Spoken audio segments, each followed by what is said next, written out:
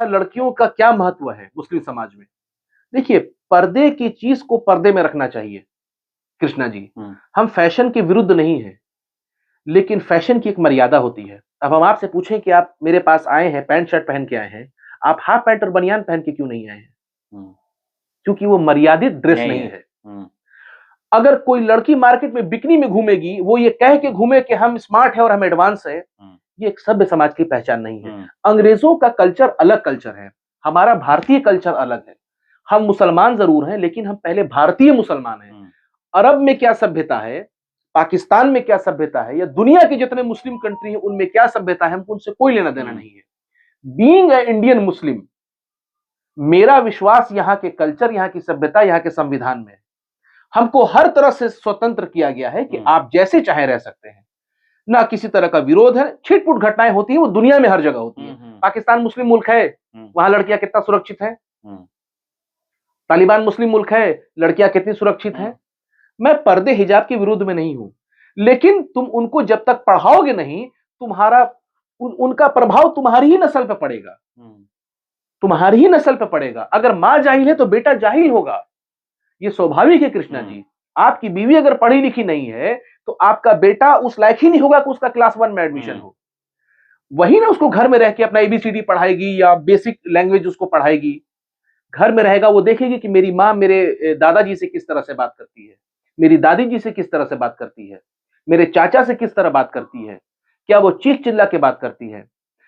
आप मोहल्लों में घूम जाइए, लोकल मार्केट में 50 साल 60 साल के आदमी का ड्रेस क्या होना चाहिए? क्या सभ्य समाज में गली में बनियान और लुंगी पहन के कोई घूमता है? नहीं। उसी घर में उनकी भी माँ बेटी बहन है, पड़ोसी की भी माँ बेटी बहन है। ये ड्रेस किसी सभ्य समाज में अलाउ करता है कि आप बनियान पहन के निकल जाइए, नंगे बदन पंखा झलते हुए निकल जाइए, लाइट कटे तो? मर्द का भी शरीर है, औरत का भी शरीर है, दोनों को ढकने के लिए कहा गया है। एक डिसिप्लिन होता है, ये सब बच्चे सीखते हैं। भारत की सबसे कठिन परीक्षा यूपीएससी। यूपीएससी में बैठने से पहले लोग कैसे तैयारी करते हैं, जो यूपीएससी क्लियर करते हैं उनसे जाकर बात करिएगा तो पता चलेगा। मैं बात भी किया हूं तो पता चलता है कि घंटों वो पढ़ते हैं, सब कुछ भुला करके। वो न घर की चिंता करते हैं, न बाहर की फिक्र करते हैं कि बाहर क्या चल रहा है और घर में क्या हो रहा है, वो सोचते ही नहीं है। उनका एक ही लक्ष्य रहता है कि मुझे किसी भी तरह यूपीएससी क्लियर करना है, मुझे आईएएस बनना है, आईपीएस बनना है। हम लोग आज उसी टॉपिक पे बात करने वाले हैं। हमारे साथ बैठे हुए हैं फहद खान जी, और ये एक शिक्षित व्यक्ति हैं।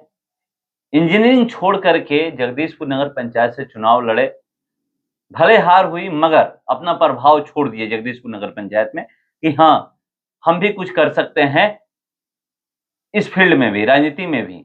मगर चलिए, अभी हम लोग बात करने वाले हैं यूपीएससी को लेकर के, कि क्योंकि आप भी सुने होंगे कि किस तरह से ये कहा जाता है कि मुस्लिम समुदाय के जो बच्चे हैं वो ज्यादा पढ़ते लिखते नहीं हैं, उनमें शिक्षा का अभाव है।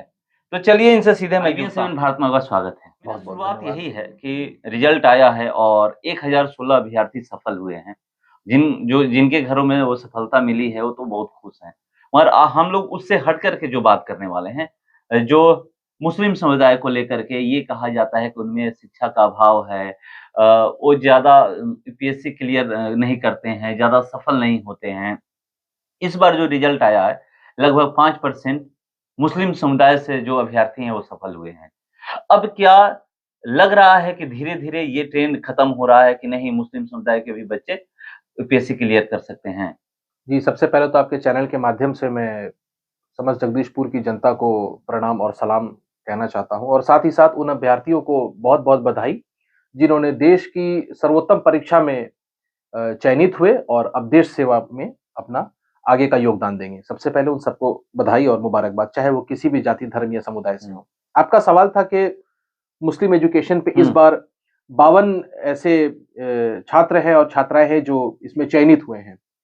उसमें 9वें स्थान पर शायद यहाँ पर उसिया की एक नौशीन है जो जिन्होंने स्थान हासिल किया है। बहुत-बहुत बधाई की पात्र है। देखिए, मुस्लिम समाज में नो डाउट कि पढ़ाई का क्रेज बढ़ रहा है और बढ़ना भी चाहिए। मुस्लिम समाज के हर समाज में बढ़ना चाहिए। मुसलमानों को पर्टिकुलरली इसलिए वो किया जाता है कि इनकी गतिविधि लोग कहते हैं कि एजुकेशन में नहीं है, और एक अपवाद सा बैठा दिया गया है कि पंचर बनाते हैं या वेल्डर आपको मिलेंगे या मिस्त्री मिलेंगे, मतलब ऐसे काम जो शिक्षा से दूर हैं। ये रोजगार के लिए अपना जीविकोपार्जन करते हैं, कोई ठेला लगाता है, कोई कुछ करता है, अपना जीवन गुजार रहे हैं। इसमें बहुत हद तक गलती खुद मुस्लिम समाज की भी है। एक मुस्लिम समाज में एक पिता अगर दिन भर घर से बाहर रहता है, शाम को जब घर आता है तो क्या अपने बच्चे से पूछता है कि बेटा तुम स्कूल गए थे कि नहीं गए थे?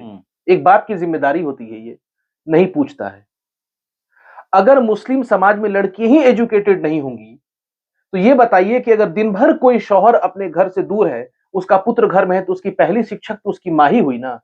अगर माँ ही अनपढ़ है तो बेटा या बेटी जो भी घर में होगी उसका उस पर प्रभाव तो पड़ेगा ही। कि अगर मान लीजिए मेरी पत्नी अगर जाहिल है, वो अनपढ़ है, उसको पढ़ाई लिखाई से कोई लेना देना नहीं है, मैं शादी करके घर ले आया, तो मैं अगर कमाने के लिए बाहर जा रहा हूं तो दिन भर मेरी बीवी के साथ ही मेरा बच्चा रहेगा। तो अगर वो शिक्षा नहीं है, उसको अशिक्षित है, उस पर शिक्षा का अभाव है उसके पास, तो मेरे बच्चे को वो क्या आगे गाइडलाइन देगी? मेरा बच्चा कैसे बढ़ेगा? उसकी पहली पाठशाला तो घर ही होता है बच्चे का। बाद में वो 4 साल 5 साल का होता है तब उसको स्कूल में भेजा जाता है। लेकिन पहले में जो बेसिक एजुकेशन होती है वो आपके घर का एटमॉस्फेयर होता है। आपके घर में जितने पढ़े लिखे लोग होंगे उसका प्रभाव आपके बेटे पर पड़ेगा। पढ़े लिखे का मतलब कतई ये नहीं कि आप डिग्रीधारी हैं। मैंने ऐसे डिग्रीधारियों को जाहिलपन करते देखा है जिसका कोई मतलब कोई शब्द नहीं उसके लिए मेरे पास। आप वेल एजुकेटेड बनिए, आपकी शिक्षा आपके लैंग्वेज में दिखे, आपके हाव भाव में दिखे, आपके समाज में दिखे, आप अपनी शिक्षा से कितने लोगों को प्रभावित कर रहे हैं। सिर्फ रोजगार से ही संबंधित नहीं है ये। मुस्लिमों के साथ सबसे बड़ा ड्रॉबैक ये है कि ये अपनी जिम्मेदारी को नहीं समझते हैं। हमारे पैगंबर मोहम्मद सल्लल्लाहु अलैहि वसल्लम ने ये कहा है कि उस दौर में कहा था कि तुम शिक्षा हासिल करने के लिए चीन जाओ, क्योंकि अरब से चीन बहुत दूर था। तो ये मिसाल दी उन्होंने कि अगर तुमको शिक्षा के लिए अरब से चीन भी जाना पड़े तो तुम चीन जाओ तालीम हासिल करने के लिए, बेटियों को शिक्षित करने के लिए कहा। लेकिन हम किस दौर में जी रहे हैं? हम उनको शिक्षा से दूर कर रहे हैं। हम ये समझते हैं कि लड़की पैदा होगी तो चूल्हा चक्की अपना करेगी, उसके बाद अपना शादी हुई, ससुराल भेजा, मेरी जिम्मेदारी खत्म। लेकिन जो आदमी शिक्षा से दूर रहा है उसकी बाकी जिंदगी कैसे गुजरती है उसी से पूछिए। इसलिए ये तो ठीक है कि अब नए लड़के लड़कियां जो है वो शिक्षा की तरफ जागरूक हो रहे हैं और होना भी चाहिए। सोचिए कि कृष्णा जी, अगर मुस्लिम दायरे में अलीगढ़ मुस्लिम यूनिवर्सिटी और जामिया जैसे इंस्टीट्यूशन नहीं होते तो आज मुसलमानों की शिक्षा की स्थिति क्या होती? तब जस्ट इमेजिन, आप कल्पना करके देखिए, लाखों लाख लड़के पढ़ के ऐसे इंस्टीट्यूशन से निकल गए, अगर वो भी नहीं होता तो सोचिए क्या होता। कल्पना कीजिए आप, वो तो बलिहारी है ऐसे इंस्टीट्यूशन की, कितने लड़के, लाखों लाख लड़के पढ़ के निकल गए। नहीं तो फिर वही होता जो आपके सामने है। आप बता रहे हैं कि मतलब क्यों नहीं ये लोग ध्यान देते हैं? उसकी वजह है, हम अपने बच्चों को पढ़ाते हैं, उसकी वजह लड़कियों को लेकर। उसकी वजह है, लड़कियों के साथ नहीं, लड़कों के साथ ही बताते हैं क्या वजह है। इनके दिमाग में एक कीड़ा घुस गया है कि लड़का अगर 14 से 15 साल का हो गया तो कमासुद हो गया। वो पढ़ने के लायक बाद में होता है, पहले उनकी दृष्टि में कमासुद हो जाता है कि बेटा तुम्हारी जिम्मेदारी है 4 पैसा घर लेके आओ। उनको आगे का नहीं दिख रहा है कि वो 4 लाख भी घर में ला सकता है। उनको ये दिख रहा है कि मेरा बेटा 14-15 साल का हो गया, थोड़ा हाथ बदन हो गया उसके, तो ठेला भी चला सकता है, वो प्लम्बरी भी कर सकता है, पंचर भी बना सकता है, ट्रक भी चला सकता है। वो हर वो काम जो उसको शिक्षा से दूर ले जाती है और पैसे की तरफ ले जाती है, वो उसमें उसको झोंक देंगे। और पैसे के साथ सबसे बड़ी दिक्कत यह है कि समय से पहले अगर पैसा आने लगता है तो उसकी आदत लग जाती है। एक टीनेजर को एक तो उसकी जरूरतें बहुत होती है, उसको हर चीज पसंद आती है।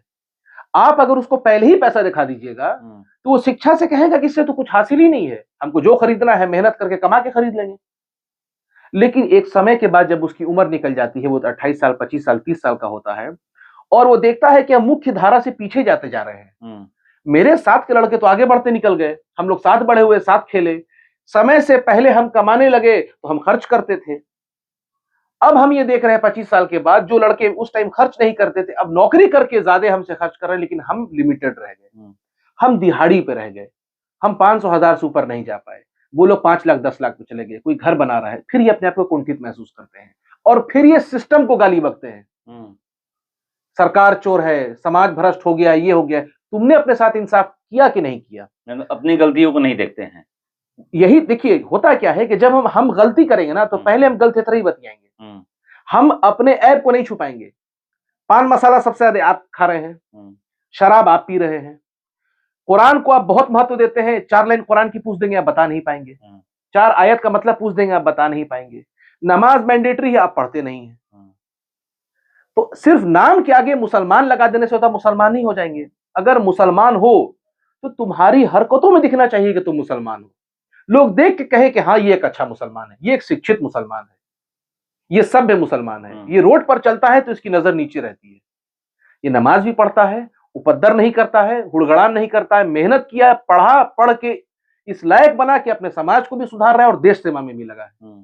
कोई जरूरी नहीं कि कोई मुसलमान लड़का आईएएस बन जाए, आईपीएस बन जाए, वो डॉक्टर बन के भी सेवा दे सकता है, इंजीनियर बन के सेवा दे सकता है, राजनेता बन के सेवा दे सकता है, फोर्स में जाके सेवा दे सकता है। लेकिन उसके लिए वहां तक पहुंचने के लिए आपको पहली सीढ़ी है शिक्षा, और आखिरी सीढ़ी जो आपको छोड़ेगी वो भी शिक्षा है।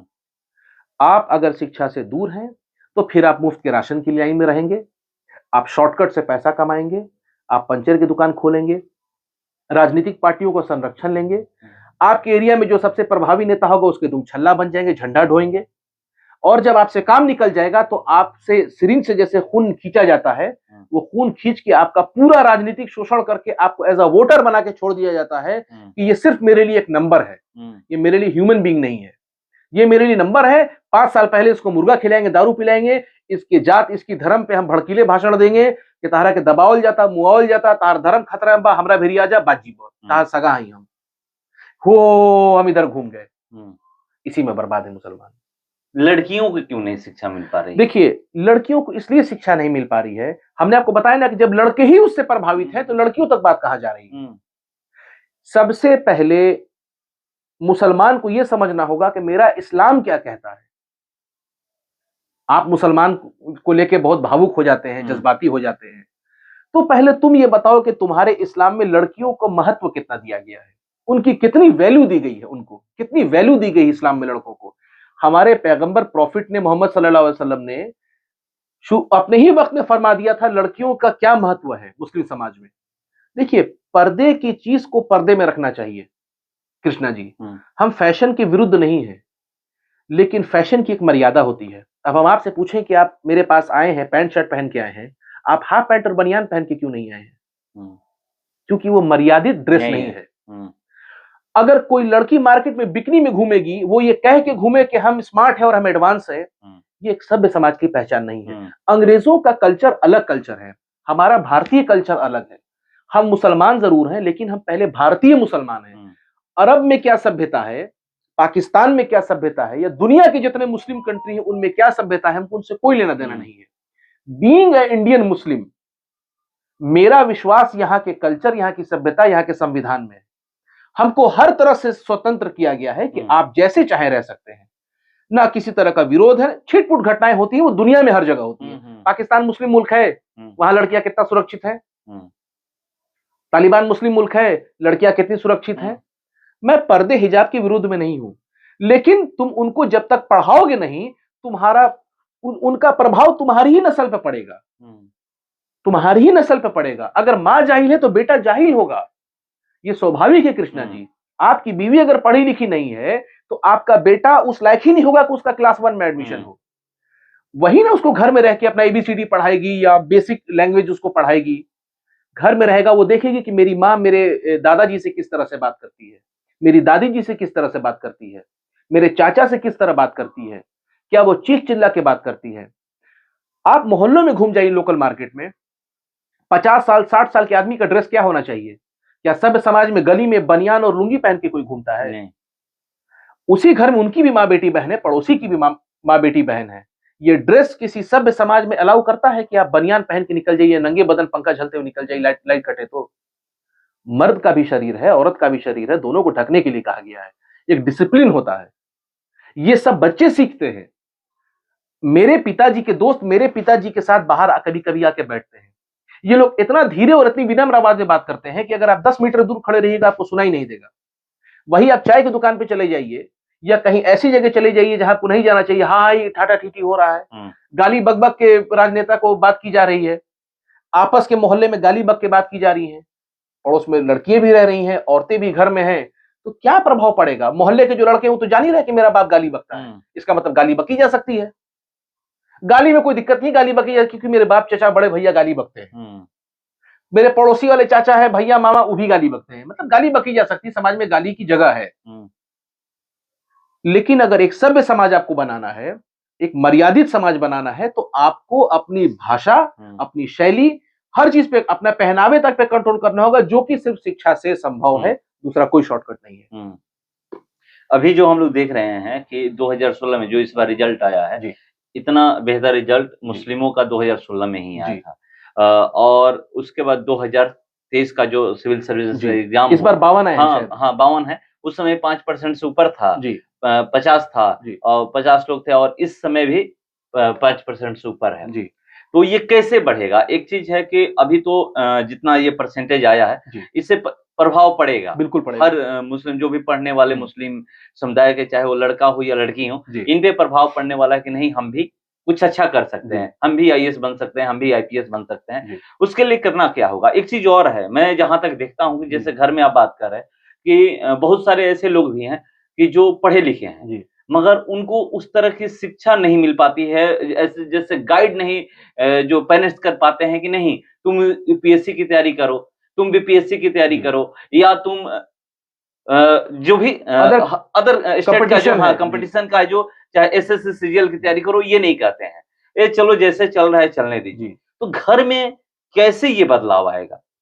देखिए, सबसे पहले महत्वपूर्ण घर में बदलाव लाने के लिए एक ये भी कारण है, जैसा मैंने पहले भी बताया, कि आपके घर में शिक्षितों की संख्या कितनी है। जिस घर में शिक्षा है उस घर की भी मैं बात कर रहा हूँ कि बहुत सारे लोग पर्दे में रखना चाहते हैं, खास करके लड़कियों को, नहीं हमें बाहर नहीं भेजना है, बिल्कुल हमें दूर नहीं भेजना है। जिससे मान लीजिए कि अगर कोई ढूंढेगा ना, तो कहेगा कि जगदीशपुर में कॉलेज है तो जगदीशपुर में हम पढ़ाएंगे। सही बात है, ये नहीं तो हमारा नहीं भेजेंगे, हम पटना लड़की को अकेले नहीं जाने देंगे। मैं आपको एक उदाहरण देता हूँ, मेरी 2 भतीजियां हैं, पटना में रहती हैं, मेरे भैया हैं बिहार विधान परिषद में, उनकी एक बेटी गूगल में है, कभी आएगी तो आपको मिलवाऊंगा।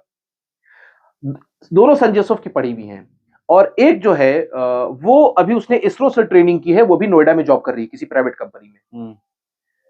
आपको मिलके अंदाजा नहीं होगा, उन दोनों लड़कियों को था नहीं लगा पाएंगे आप। जगदीशपुर में एक लड़की है, वैज्ञानिक है, साइंटिस्ट है, वो भी बहुत सी ऐसी लड़की जगदीशपुर की। मेरा ये कहना है कि आप उस जिसको कहते हैं कि संकीर्ण मानसिकता से बाहर निकलिए। लड़कियां लड़कों से कम नहीं है, शारीरिक ताकत यहां नहीं देखनी है, यहां बौद्धिक स्तर देखना है। जिले में बैठा हुआ जिलाधिकारी, जिसको हम डीएम कलेक्टर कहते हैं, मैंने एक वीडियो में देखा था कि विकलांग जिलाधिकारी भी हैं। जाहिर सी बात है कि जिसके हाथ पैर है उसके मुकाबले में तो कुछ नहीं है, लेकिन जो उनकी कलम और उनके दिमाग में ताकत है वो 20 हाथियों पे भी भारी है। 20 हाथी पे भी भारी है। जिले में जितने हाथी होंगे वो भी उसके कंट्रोल में होंगे, वो 150 हाथी भी हो सकते हैं। आप शारीरिक रूप से मत देखिए, आप देखिए कि मेरी बेटी का बौद्धिक स्तर कैसे विकसित होगा। मेरी बेटी का, आप अदर स्टेट में चलिए, हरियाणा में बॉक्सर बन रही हैं लड़कियां, कुश्ती में जा रही हैं, लॉन्ग जंप में जा रही हैं, हाई एथलीट बन रही हैं। तो ये बताइए कि वो भी तो उसी समाज की लड़कियां हैं, इसी देश की लड़कियां हैं, कि आपकी लड़कियां कुछ अलग पैदा हुई हैं खाके। आप उनको डिसिप्लिन में रखिए, उसको सही और गलत का मतलब बताइए। जब मां शिक्षित होगी ना, और उस घर में जन्मी बेटी उस मां के अंदर में पलेगी, तो मां ही उसको सही डायरेक्शन में गाइड करेगी कि बेटा शिक्षा बहुत जरूरी है, तुम आजादी से जी सकती हो जैसे मैं जी रही हूं। लड़की का यह मतलब नहीं है कि तुम दब के या कुंठित होकर रहोगी, कोई तुमको प्रताड़ित करेगा कि तुमको यहां जाना है वहां नहीं जाना है। एज अ पेरेंट्स मुझे यह अधिकार है अपनी घर की बेटी बहू को बताने का कि तुम्हारा यहां जाना उचित है, यहां जाना उचित नहीं है।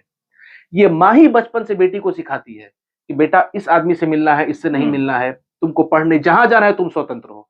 दुनिया में तुम एजुकेशन के लिए कहीं जाओ, कोई तुमको मना नहीं करेगा, लेकिन तुमको अपने घर की मर्यादा, अपने समाज की सभ्यता, अपने देश की सभ्यता का एहसास होना चाहिए कि तुमको सिर्फ पढ़ने के लिए भेजा जा रहा है, ना कि दुनियावी चकाचौंध के लिए भेजा जा रहा है। जिस दिन तुम पढ़ के कामयाब होकर लौटोगी बेटी, तुम देखोगी कि वही मर्द या वही समाज या वही लोग जो तुम्हारे विरोध में थे वो तुम्हारे आगे नतमस्तक रहेंगे। ये तभी संभव है जब आप जीरो से स्टार्ट करेंगे। ऐसा नहीं कि आप 60 साल की औरत को जाके ज्ञान दीजिएगा। नहीं, आपके घर में पैदा हुई बेटी वो उसी दिन से आपकी जिम्मेदारी शुरू हो गई कि हमको इसके भविष्य संवारने के लिए इसके एजुकेशन पे पहले काम करना है, उसके बाद दहेज पे इसके काम करना है। यहाँ पर तो उल्टा होता है, यही गलत है। पहले लोग ये सोचते हैं मेरे घर में बेटी पैदा हुई तो है हमको दहेज जुगाड़ना है, दहेज जुगाड़ करना Exactly. है और कहीं शादी करके भेज देना। बस यही वो मार खा जाते हैं। आपकी बेटी ऐसी हो कि किसी की हिम्मत ना हो कि उससे दहेज मांग दे, वो ये कहे हाथ जोड़ के अपनी बेटी दे दीजिए, हम आपको दहेज दे रहे हैं, अपनी बेटी दे दीजिए। कोई लड़की डीएम है, कौन पैदा हो गया जो उसे दहेज मांग लेगा? है हिम्मत? वो तो कहेगा कि बेटी दे दीजिए 2 कट्ठा हम आपको लिख रहे हैं, 1 बीघा हम लिख दे रहे हैं, हम स्कॉर्पियो और आपको सफारी और फॉर्च्यूनर दे रहे हैं, अपनी बेटी हमारे यहाँ ब्याह दीजिए। और बेटी बैठ के निर्णय करेगी, लड़के से पूछेगी टेबल पे सामने बैठा के, ये बताओ तुम्हारी औकात क्या और तुम करते क्या हो, कमाते क्या हो और हमको खिलाओगे कैसे? उसकी जरूरत है नहीं, हम खुद काफी तुम्हारे से 10 को खिला सकते हैं, तुम बताओ कि तुम क्या करते हो।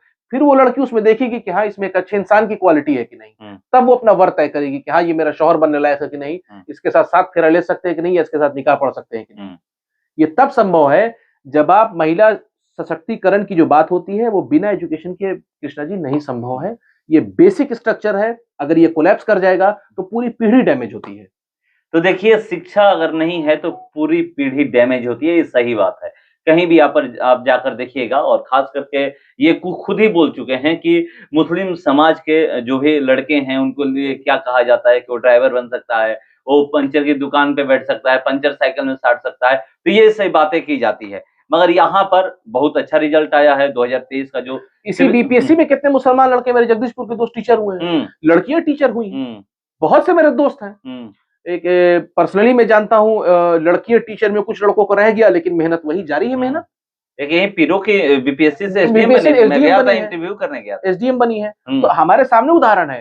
तो जो नहीं लड़के पढ़ रहे समाज के, वो देखें कि किस तरह से लोग आगे बढ़े, अपना रोल मॉडल चुने। वहां पे ये भी पता चला कि खुद माँ कॉलेज लेकर जाती थी, कभी जरूरत पड़ता था ऐसा तो माँ भी साथ में कॉलेज चली जाती थी। और सबसे महत्वपूर्ण आपके चैनल के माध्यम से कहना चाहूंगा, पर्टिकुलर खास तौर से, जैसा कि भी मुस्लिम समाज पे ही चर्चा हो रही है, आप लोग पार्टी का झंडा लेके ढोना बंद कीजिए, एजुकेशन की तरफ जाइए, कि पार्टी आपको खोजे कि हाँ ये आदमी इस लायक है कि इसको टिकट दिया जाए।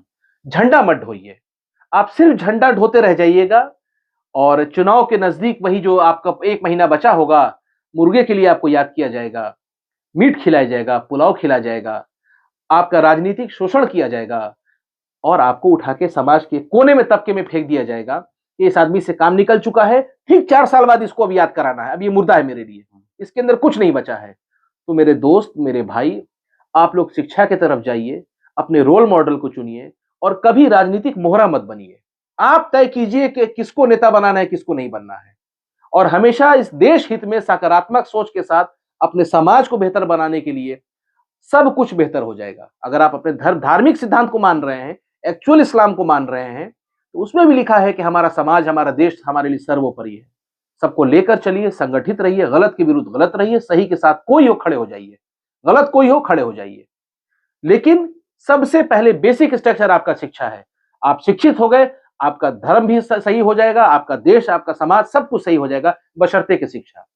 कोई राजनीतिक चमकाने में आपका कुछ नहीं होगा, आपको चूस के फेंक दिया जाएगा। तो देखिए क्या कर दिया जाएगा, अभी चुनाव है, और मैं एक बात बता देता हूं कि 8 साल का डाटा मेरे पास है कि कैसे मुस्लिम आगे बढ़े हैं, आईएएस आईपीएस बने हैं। और 2023 में तो इस बार का मैं आपको बताया कि 52 अभ्यर्थी सिलेक्ट हुए हैं, और 2022 में 29 सिलेक्ट हुए थे, मतलब कम था, 3% ही था लगभग। और 2021 में 25 हुए थे, 2020 में 31 मुस्लिम कैंडिडेट सेलेक्ट हुए थे, और 2019 की हम लोग बात करें तो 44 कैंडिडेट सेलेक्ट हुए थे, और जिसमें वो 5% था वो। और 2018 की हम लोग बात करें तो सबसे कम यानी 28 सेलेक्ट हुए थे, उस समय 3% था सीटों के अनुसार जितने सफल अभ्यर्थी हुए थे। और 2017 में 50 हुए थे, जो अभी इस बार जो 52 हुए हैं। और 2016 में भी 52 अभ्यर्थी सफल अभ्यर्थी हुए थे, और मुस्लिम अभ्यर्थी ये सारा तो ये डाटा मेरे पास था, तो हम सोचे कि इनसे बात करेंगे, क्योंकि आप भी जानते हैं कि मुस्लिमों को लेकर क्या कहा जाता है कि वो पंचर की दुकान पे वो बैठते हैं, वो यही कर सकते हैं, या फिर कहीं पर दिहाड़ी मजदूरी कर सकते हैं, या नहीं तो ड्राइवर खलासी बन सकते हैं। मगर ऐसा नहीं है, ये खुद इनके पास शिक्षा है, खुद इंजीनियर हैं, और नौकरी छोड़ करके जगदीशपुर का कुछ अच्छा करने के लिए आए थे। मगर यहाँ पर तो जब चुनाव होता है तो आप सबको पता है कि जाति के आधार पर वोट पड़ता है, मगर उस सबको छोड़ देते हैं। जो भी हम लोग शिक्षा पे बात करने आज पहुंचे हुए थे, शिक्षा ही टॉपिक है। और कैसे कह रहे हैं कि चाहे मुस्लिम समुदाय का लड़का हो या लड़की हो, माँ बाप की ये जिम्मेवारी बनती है कि वो अपने बच्चों को पहले शिक्षा दे, उसके बाद बोले। चाहे खाने को कुछ हो या ना हो, इससे मतलब नहीं है। पहली बात है कि वो शिक्षा दे, और शिक्षा के बाद ही आप कुछ भी हासिल कर सकते हैं। अगर शिक्षा नहीं है तो सही में आप कुछ भी हासिल नहीं कर सकते हैं। मगर इस बार जो रिजल्ट आया है उस अनुसार अब क्रेज बढ़ेगा, मुस्लिम समुदाय में क्रेज बढ़ेगा कि हम भी आईएएस और आईपीएस बन सकते हैं। तो चलिए, इस तरह का जो भी अपडेट होगा मैं आप लोगों के सामने लेकर के हाजिर होता रहूंगा। फिलहाल इस क्रम में इतना ही, बने रहिए हमारे साथ। नमस्कार।